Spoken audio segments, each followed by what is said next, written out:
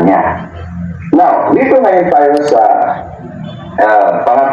pumili ngayon. Yan, pumili ngayon. Ayon dito sa Sigan Isgas, dahil taliwas sa kanilang doktrina. Kaya inaaralan natin eh. So anong essence para sabihin mo na yan ay inalis? Inalis nila. Ayun, you are giving credence or credibility sa pagkakaalis din sa mga kasulatan yan. Kahan Kabel. Kahan Kabel, the floor is yours. Maraming salamat po. Mapagpalang gabi sa lahat kay Kahan na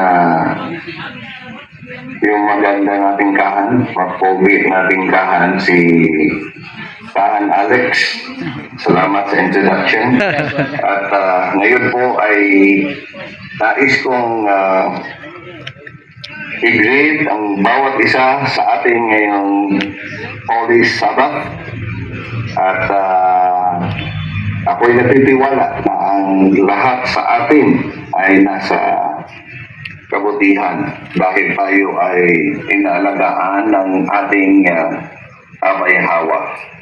Walang nagkulang sa ating pangangailangan araw-araw dahil nga ang alahaya ay lagi tumatanim sa diwa ng bawat isa kahit ito yung sisiping laso. We have to do it. Buhat na. Katulad ka kami, nagkaroon akong opportunity. Yung opportunity kasi dami ng kachat ko na Ikip na ka, naman ay kung... personal ang kaligtasan kanya-kanyang kaligtasan. Sinabi ko na nga eh. Sige nga, kung maliligtas ka sa sarili mo. Ano, pumunta ka isang sulok, balik ka kaya ba? Magluha ka ba? Isang balding luha pa ang iluha mo dyan. Matatapos ba ang pagpagtawad din ba?